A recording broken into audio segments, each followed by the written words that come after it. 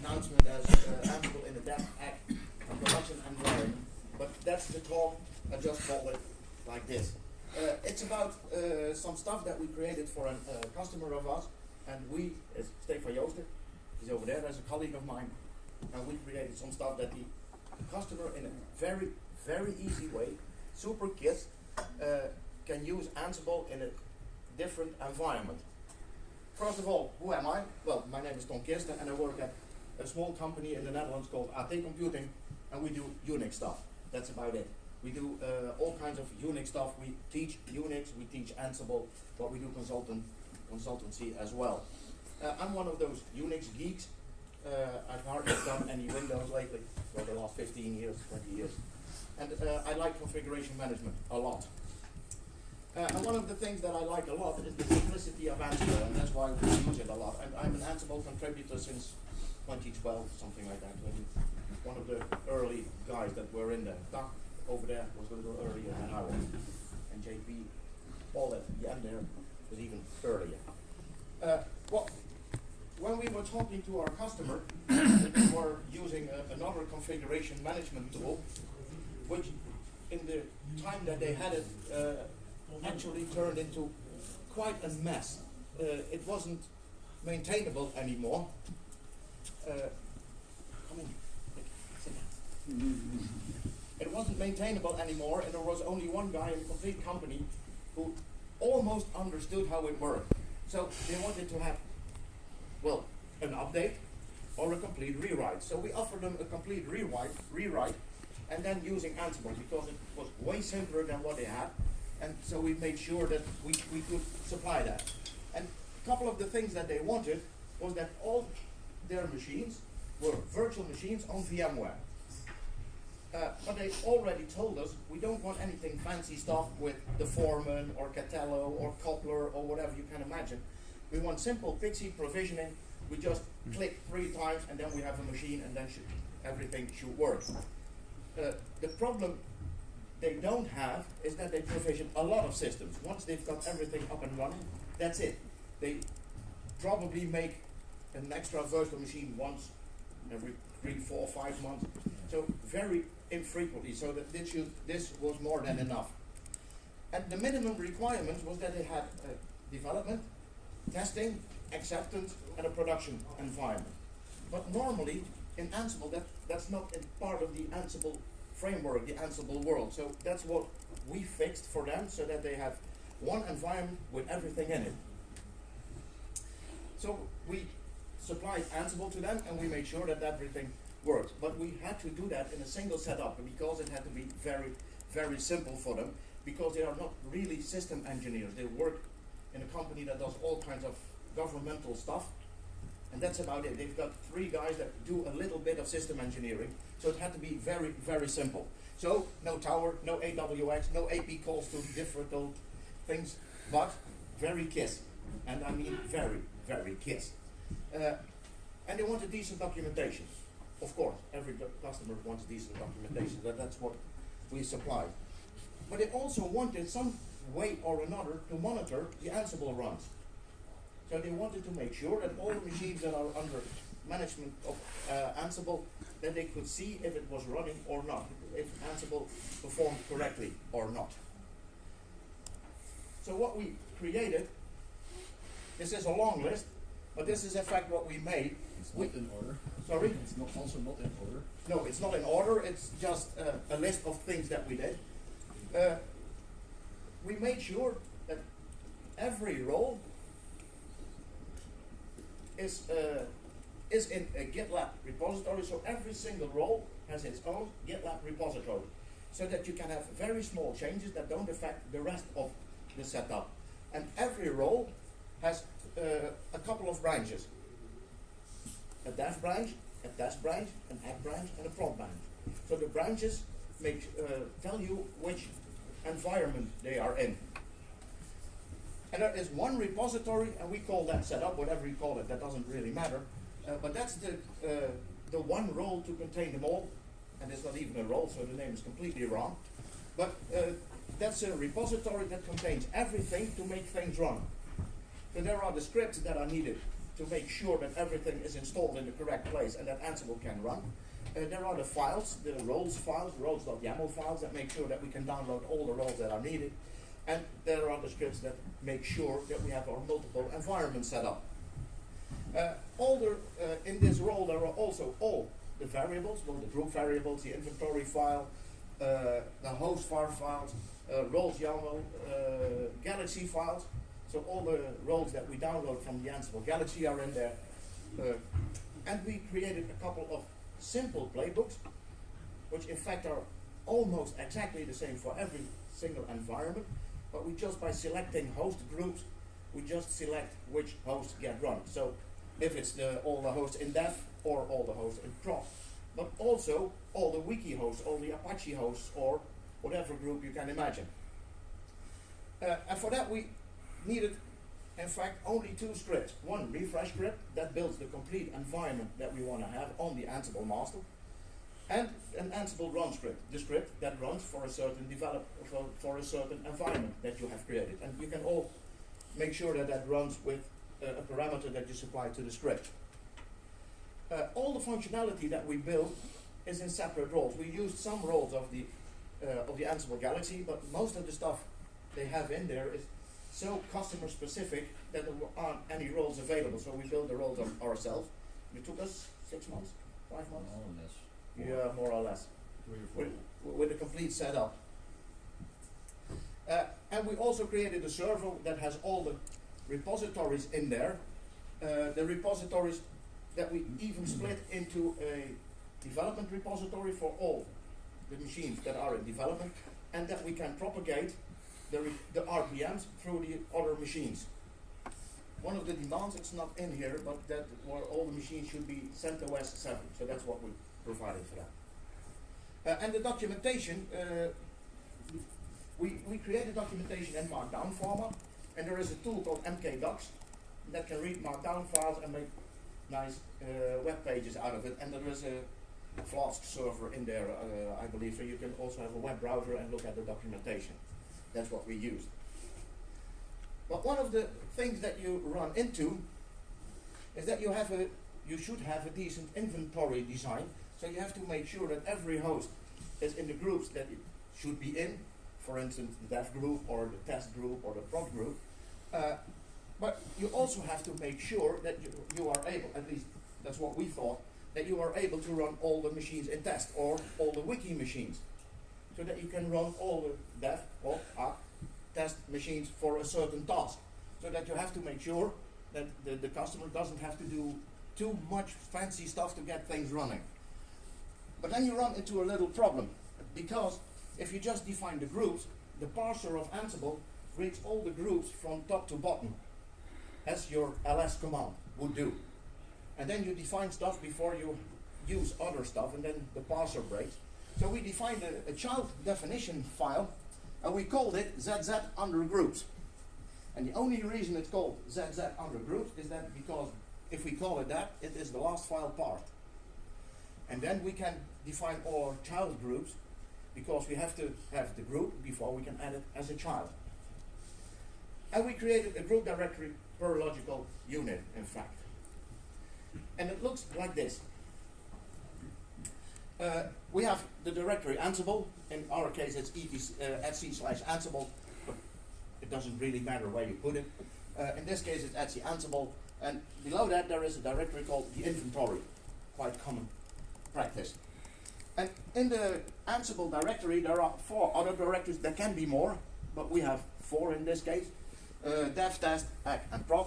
And below that, we created files per task. So we have a file wiki, and there in the wiki file are all the hosts that do wiki.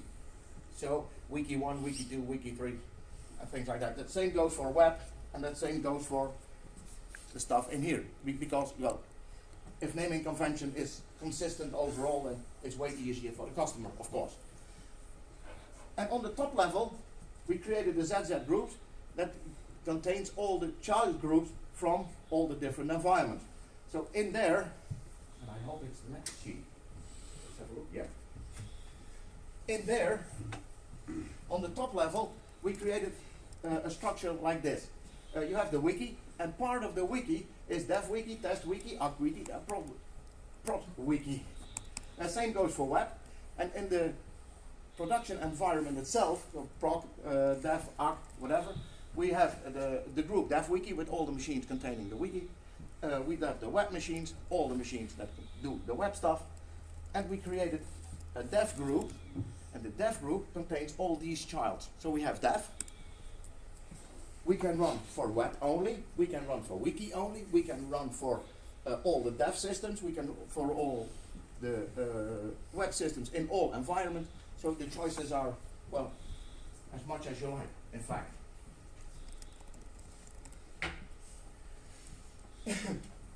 We did the same trick, in fact, for all our group vars, because every machine needs to have its own variables. And what we created is, of course, the directory group vars, because that's required by Ansible.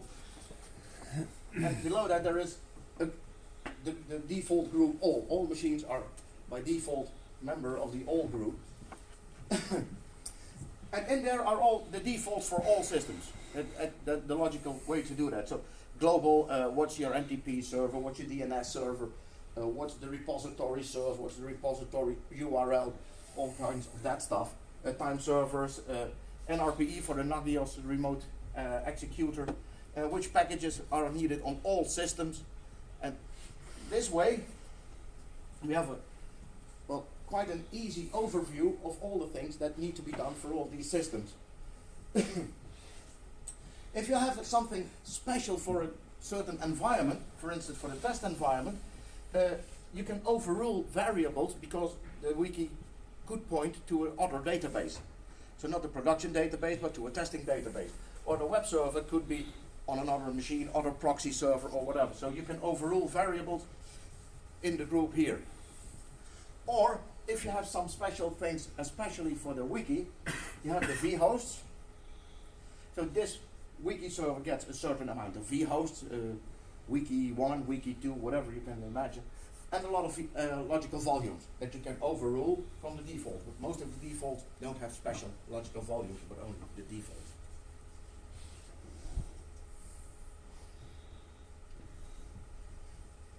And as you can imagine, you don't only have the group vars, but you can have specific host vars as well for a specific host.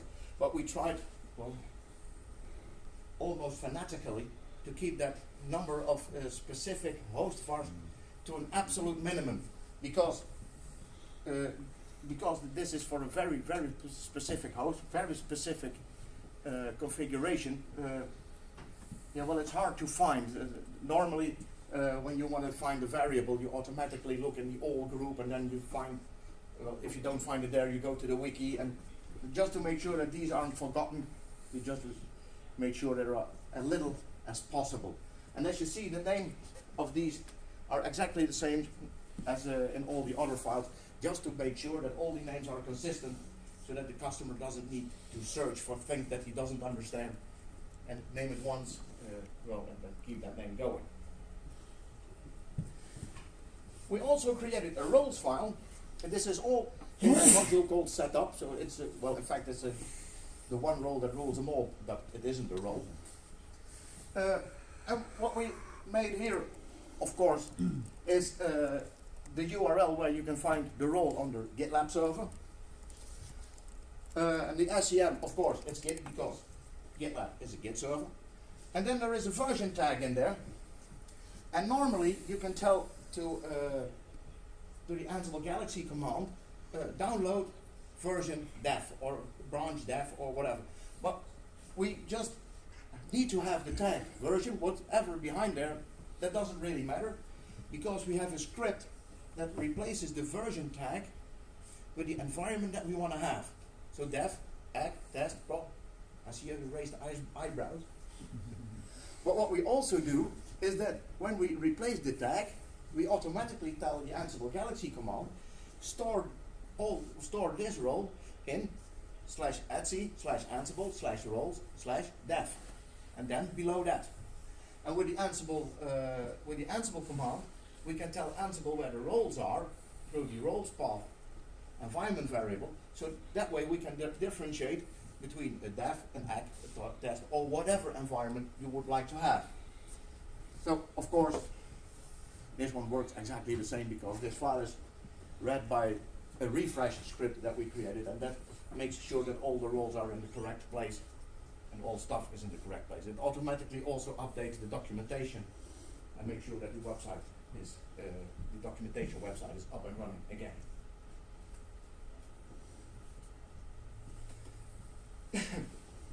One of the demands of the customer, because that was an ability they had now, is that they can switch off Ansible control for a machine temporarily. So just flip a switch and then the control is off until you switch it back on again. That took some fiddling around to make that tick. But what we came up with is that we create a local fact on all the nodes that are managed by Ansible, and in the fact there is the text managed and then a true or false. Ansible managed. By default it's true, but for a certain host you can switch it to false and then it automatically will not be included in an Ansible run. What we also created for this, that you cannot only have the content, but you can also add a reason to it. So why did you switch it off? Because you have to have a reason to make sure that it doesn't run with Ansible anymore. It's not because, well, it's cold outside. That can't be the reason, so there has to be a reason. So we create all these facts, if they aren't there yet. And then of course you need to rerun setup to make sure that you have them. And then we create dynamic groups, and this gives us two dynamic groups. Ansible managed true and Ansible managed false. So for all the machines in the Ansible managed true group, all the playbooks are run. And all the managed false, the playbooks are ignored, in fact, because they are automatically skipped, because they are not a member of the group. And if we have a look at our playbooks, they are, well, in fact, almost non-existent. Well, non-existent isn't true, but they are in fact very tiny, because the only thing we do is we import the free playbook that gives us the dynamic group, Ansible managed or not. And then for all the machines that have the Ansible managed flag true, and are a member of dev or ACK or prop or whatever, run all the playbooks or all the plays below that. And then we just include tasks. Because if we want to run the complete task set for a wiki machine, we can just include the wiki task and then run that, or just run the web server task. So we created the task common that does stuff that is needed on all machines, so make sure that it can log into LDAP, make sure the repositories are correctly, whatever. And we tag everything, because that can be handy. So if you want to skip tasks or run certain tasks, so that makes life a lot easier. And in this case we include the wiki task. Well, but if you include a task, what's in the task file? Well, the task files, there are two examples here, one for the wiki and one for the common. What we do here is we include the role firewall-d. And what the role firewall-d does by default is close everything up except port 22. And 5556 or 5666. So 5666, the Negios NRPE port. These two are automatically opened, the rest is closed. We include the role environment that sets certain environment variables, the proxy, to make sure that machines can go to the internet and things like that. And then we have a role called common. We are trying to make that as minimum as possible. It's, in my opinion, it's a little too big now. But I pulled stuff out of it. Oh, you pulled stuff out of it. Okay. And that does stuff that needs to be on all machines. There's certain packages and things like that. And for instance, a role called rsyslog that makes sure that all logging is in a file, and then that file is read by a file beat program that transfers it to our elk stack. There's another part in this whole framework that does the elk stack, of course. Another one could be wiki. And then you see, because when you have a wiki server, you always need Apache or Nginx or whatever, but you need a web server. And because this client is, well, quite handy with Apache, we chose Apache for this. Then you need to install the wiki software, configure the wiki software, and you need some virtual hosts to make sure that you can access the wiki.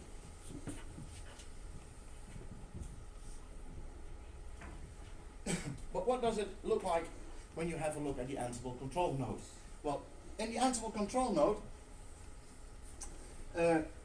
you get a directory structure like this, and that is created by a script called refresh. The script has a couple of parameters. If you only want to refresh dev, or if you only want to refresh the documentation, or only refresh this environment, so the setup module. And everything that we do is in Git. For more than one reason, of course, backup.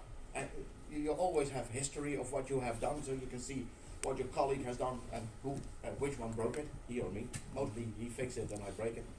That's the way things go. And every role that we have in there has at least 4 branches. The branches, of course, dev, test, arc, and prod, and that's what's checked out with the refresh script. In these directories, under the Ansible directory, there's a roles directory, and under the roles directory, we created a minimum of 4 other directories: dev, test, arc, and prod. And the refresh script makes sure that of all the roles in the roles file, the dev branch is checked out and placed in the dev directory. And when you run Ansible, and you make sure that you have Ansible roles path, and then the Ansible directory, and then here the environment that you're running against, and Ansible automatically takes the decent roles, and then you get your env, so your dev, your arc, or your prod environment. Puppet users will automatically recognize these kinds of stuff. It looks a lot like what Puppet does. IDs and Puppet are very same sometimes. And of course, all the Galaxy roles we place in a separate directory called Galaxy, because there isn't any versioning in there. And then a lot of our own playbooks are here with the task, and of course there is the inventory with the complete tree, host vars, group vars beneath that. What's my end time? I think I'm ahead of time, but it's not really bad. I think way ahead of time. Oh, that's not bad. Because I'm almost done. You have half an hour left. Yeah, I have 30 minutes. Yeah. Oh, no problem. So when we have a look at what we end up with, what we present to the customer, this is your environment and this is how you can use it. There is a development machine, and it can be your own laptop or your own desktop or another machine, it doesn't really matter. But you edit the role in the dev branch. So if you want to make changes, you make sure that you make the changes in the dev branch, and then you check it, you test it locally with Molecule or whatever testing framework you would like to use, and then you commit and push. Then it's in the Git repository, but it's still not on the Ansible server, so it's still not pushed to all the machines. So what you can do then is you run the refresh script with only for the dev environment. Then everything is pulled down to the Ansible master. Then you can run on your test environment if everything works. And then if it works, you just merge your changes from test to arc to prod. Yeah. All the way down. And then you have the ability to make very, very small changes that don't affect the rest, so that the rest doesn't break. And then you are able to, make sure that you keep track of what happens, and you don't get washed down by all kinds of changes that happen suddenly, then you don't even know what happened. And on the Ansible control node, it says log in as root, but we all know that you shouldn't do that, but you have to be root some way or another. And then you go to the Ansible tree, and then you can do a refresh. And we have added to the refresh script, we added a flag to -f, which stands for false, because otherwise Ansible Galaxy says, I already got that wrong. And it doesn't check Git tags or Git numbers or things like that. It automatically says, I already have the role in that directory. And with a minus F, you do a force, so he throws the roll away and resupplies it. And when you want to run a playbook, we created a script for the customer as well to make life easy. And that script is called Ansible Run. And if you want to run the dev playbook, the dev.yaml for the dev environment, the only thing you have to do is Ansible Run. Well, this is a limit for a certain host, but by default it doesn't do that. And then you say this environment for this playbook.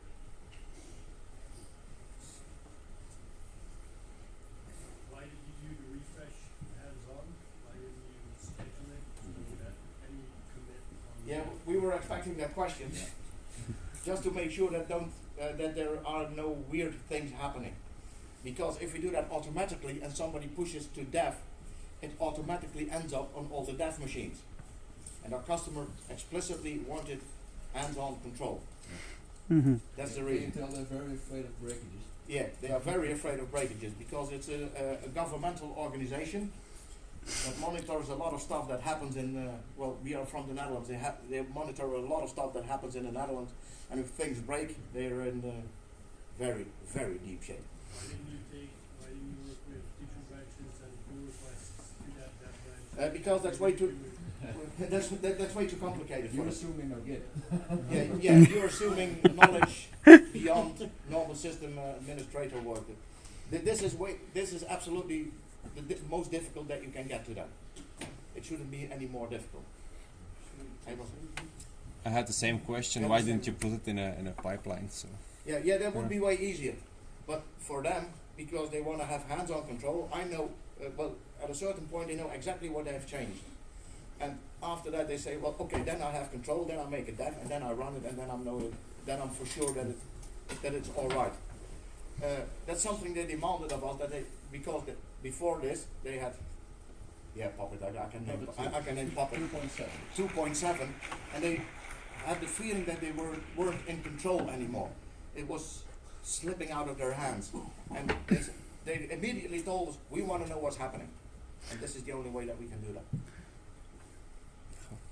Yeah, and in the banking environment, we actually had different control nodes for every environment to ensure that you cannot, by accident, you do something on the wrong environment, and then you have an inventory on each control node that is just for that test. And we have been thinking about that, but one of the demands they had, second or third sheet, is everything in one setup. So no different setups for different environments. One control node. I've got a question. Do you guys have a different virtual machines or physical machines for each environment? Well, the standard installation for every machine is the same. If it's in dev, arc, that doesn't matter. The only thing that's different is the repositories where it points to. Okay. We have a repository, RPM repositories for the dev environment, for the test, arc, and prod, and we can promote dev to arc, and we can promote arc to dev, all by hand, because we don't want to do that automatically. So are you promoting the whole environment? So for example, you create an environment from scratch and then promote it to like... Well, they've got all the environments up and running together. So they've got, if they have, let's have an example, 20 machines in prod. They also have 20 machines in arc, and 20 machines in test, and 20 machines in dev. Okay. But do they switch, for example, those machines to production? No. Okay, so they just apply the changes on the they test existing. it. Well, they develop in dev, test the first things over there, then they test in test, and then they give it to the people that really do the test. If the applications work, that's the ag environment, and then they promote everything to prod. I've got a question on the. Do they, for example, create a development environment from scratch and then create differential changes, or, for example, migration databases? For example, we have a problem that we previously tried to create slight changes, and we hope that they do that, but they don't. So we did that. Yeah, because we have thrown everything away and started from scratch just to make sure that it works. Yeah, because in certain areas, if we are constantly developing on development, and suddenly it can go far away from production if you are not keeping. This is not constant development. Aha, As okay. soon as we leave the building, there is no development. Ah, okay. So you actually are helping them to manage that. Yes, yes. I specifically instructed them, you guys changed only that setup role and variables in that setup role. And Okay. the task is add machines to the inventory. If you ever need to change the roles, sure, go ahead. Mm-hmm. But let me verify what you do before you Yeah. promote it.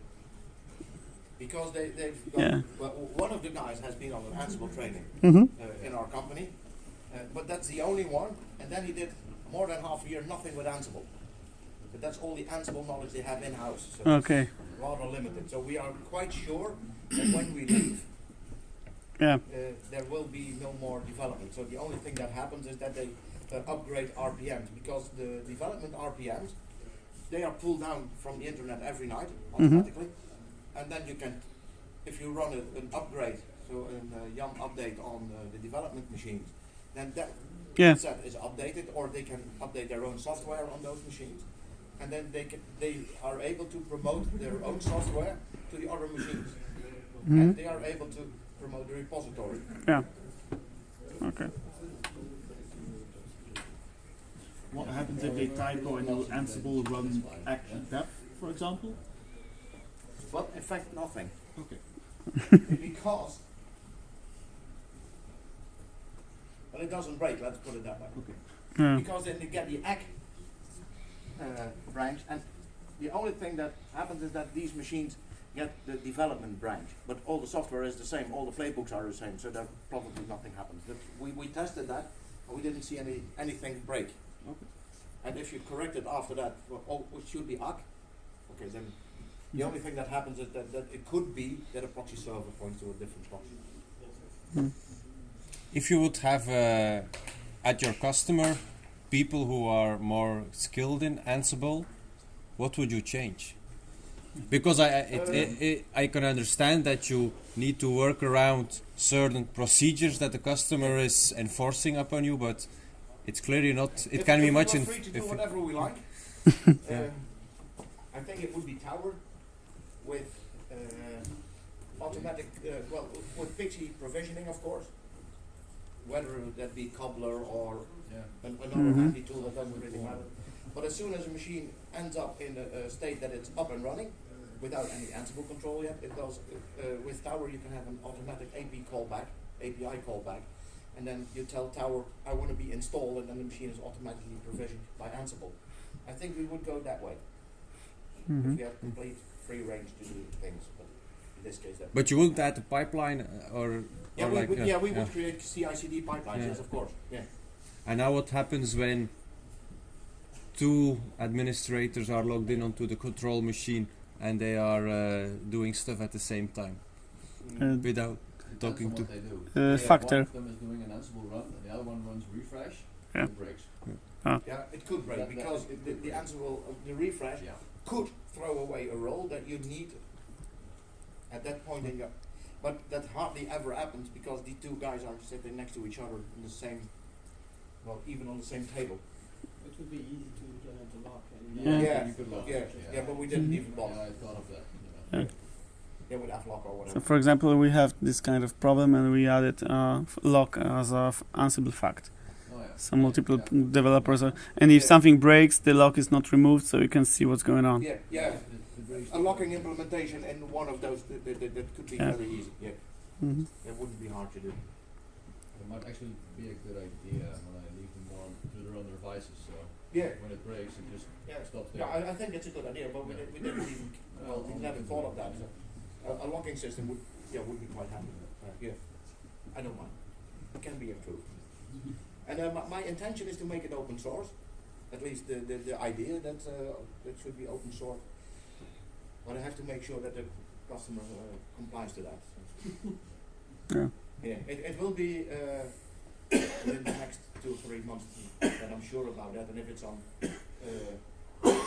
if it is on GitHub, I will make sure that there's a tweet in the world that shows where it is. When you mean open source it, you mean documenting the structure into the Ansible docs, like the same way that there is already an example of the structure? Or No, do you then mean- these scripts and Oh, this tree okay. and the idea and things like that. The one one role to rule them all concept is on GitHub. That's what I mean with open source, without any references to our customer, of course. But then you can steal the idea. Yeah, as a skeleton. Yeah, as a skeleton. Yeah. I've got a question because you said the role, but we see the playbook and it has actual tasks. The Ansible by itself encourages you to create a role. Yeah, but you can't run a role without a playbook. And this playbook, this playbook is the top level playbook that runs all the roles. That the only thing that we do here is include tasks. Yeah. And these tasks. But still, this task can be replaced with role. You can replace with the roles, yes. Yeah. Yeah. We did this way because this client is not very familiar with Ansible, and we can go do parallel stuff. So Yeah. we can do Apache on multiple machines. When I do that, they get confused. Yeah. Yeah. We try to keep it Okay. as simple as Okay. possible. And it just do those. It calls the roles from the tasks, Mhm. task lists. I think it was harder to keep it as simple as possible than to really create our roles and play. We chose for inefficiency. So you actually are more. It's easier to read it and maintain it Yes. because it's imperative. But Yes. with roles properly, it should be more declarative. But it's much harder to grasp for some people. Yeah. Yeah. We know that this slows down stuff. Yeah. Nobody knows, and we don't tell them, but we have inserted nitrogen into it to speed things up, and that speeds up more than half. Oh, nice. Yeah, 60% something. But the only thing that you have to do for nitrogen to work is install nitrogen and add 3 or 4 lines to the config file, and that's it.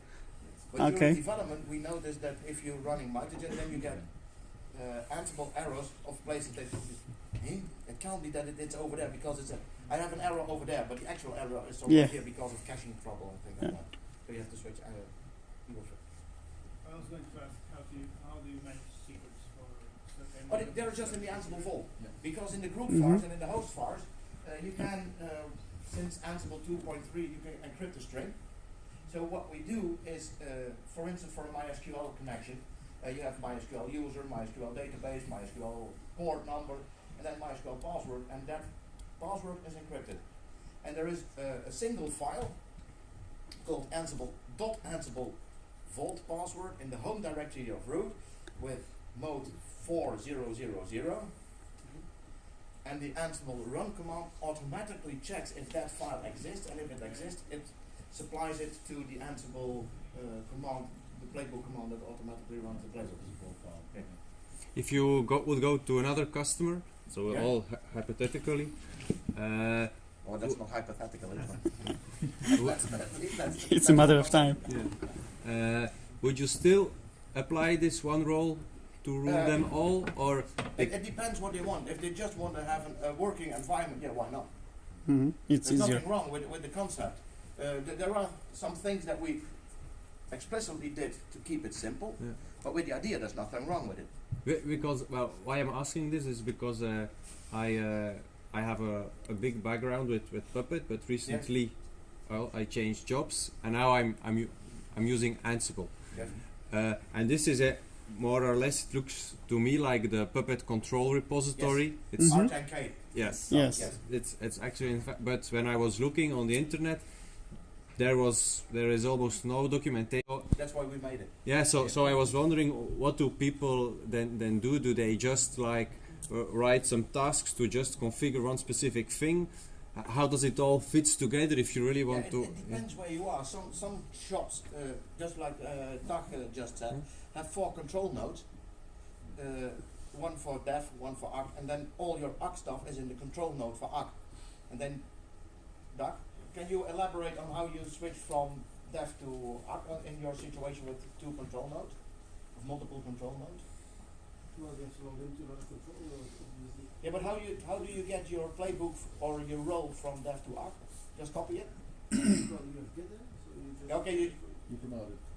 And you merge it to a next run. In fact, what we did was we had, well, I have to completely yeah, by heart, yeah. explain it. We had 2 things. We had a robot user that would automatically deploy stuff. Yeah.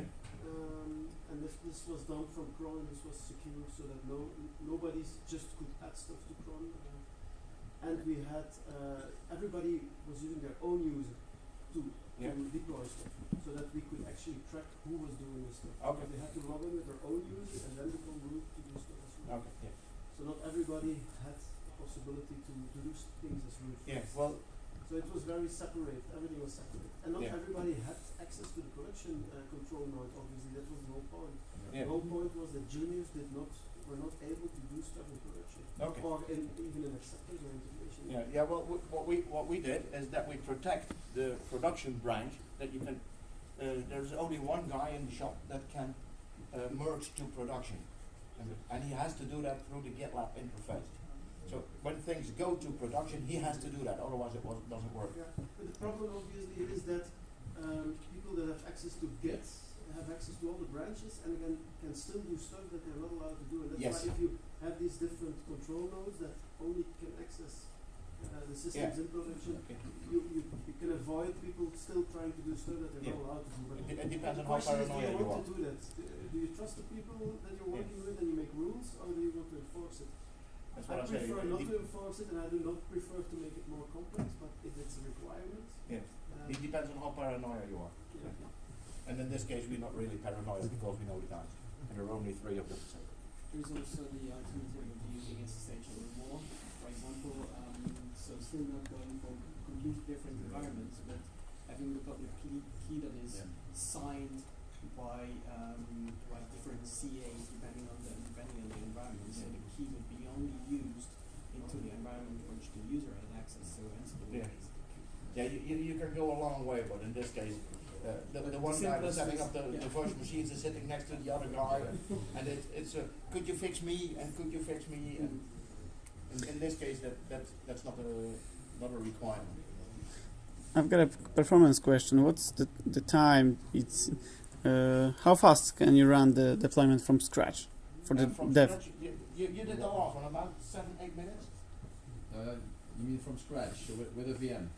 So I log into VMware, create a new virtual machine. Yeah, something like and that. have it kickstart, and then Uh-huh. Ansible Run. Wait. 20 minutes to half an hour, depending on how Yeah. busy the storage is. And do we have them meet again? Sorry. This all This immediately. is with it again. Yes. Okay. And that, Yeah, yeah, that's all under wrong. half an hour. The Mhm. Ansible From Run scratch itself, to zip, without metagen, does about 14 minutes, depending on, it's about between 10 and 15 minutes, depending on how big the machine is. Yeah, depends on what's in there, because there Mhm. are a couple Yeah, yeah, of yeah. machines that run JBoss and Yeah. Tomcat services, and they take way longer because Yeah. at a certain point in your role, you have to wait until Tomcat or JBoss is up and running, and even that takes 2 minutes. So And how many services Then do you have in there? it's 6 minutes for the entire. a total of, it's an estimate, but About- about 60 to 70. Yeah. Oh, nice. So, Yeah, less than 100. yeah, way less Yeah, than about 20-25 per environment. Well, you Okay. said you run ARA, you can probably put the stats that. Yeah. Oh, Yeah. Yeah, well, we've all got check. all the run data is in ARA. I don't know if you know ARA. yeah, right. I was going to ask. Yeah. I think I forgot to mention it because in the beginning I said they want to have a monitoring tool. Well, we created ARA for that Mhm. because that's easy and it looks good. Yeah, it looks good. And they are very happy with that. So in the ARA environment, you can see exactly how long Mhm. every run took, Yep. but I'm not quite sure. You're logging in? I'm logging in. He's logging in, he's checking how long every run Yeah. takes with metagen in this case. And if you had a look on the CfgMgmtCamp.eu website, my GitHub handle is wrong. It says Tom Kersten, but it's Tonk. The other one is empty. I don't know where that comes from, but it's not mine. Last question, because you said you have ELK stack for logs and processing. Do you have special tools to process Ansible logs? For example, for Matrix? Nothing more than Kibana, I guess. Yeah, okay. Yeah. And that's what a colleague of us did. Okay. We hardly Gotcha. we hardly did anything with Elk because he was almost the entire project he was doing the Elk stuff. Okay. But he created some Kibana dashboards for overviews and monitoring is done by Nagios. Yeah. Still by Nagios. We wanted to have them. Isinga? No. We know Nagios. Or something. Yeah. We know Nagios. Okay. But I don't really care because the 5 minutes. Sorry. Acceptance run 5 minutes 7 seconds. Okay. And that's not, on that's not bad. on Nice. hosts. And it says 50, but it's all no. Okay, No, I think about 15, 10, 15. and that includes the machine total is 50 now. Yeah. Free strategy or free strategy or let's talk about that later. I was Oh. going to tell you something, but then he came. And he interrupted me. So, yeah, if you have got any questions, please do contact me. There are multiple ways to find out who I am or where I am.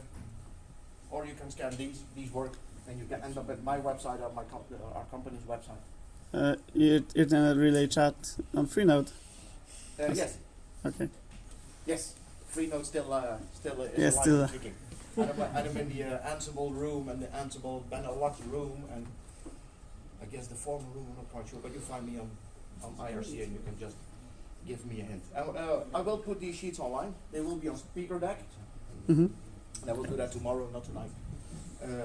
So that you can at least have a look at what we have done. And I will announce if we are allowed to open source it, I will put it on Twitter. Okay. And then you can find out it's open source, because it will not be open source under my own name. I will create a Company name. That's good. You don't dare, or you don't have any questions? No, I think it's Yeah? Okay, thank you.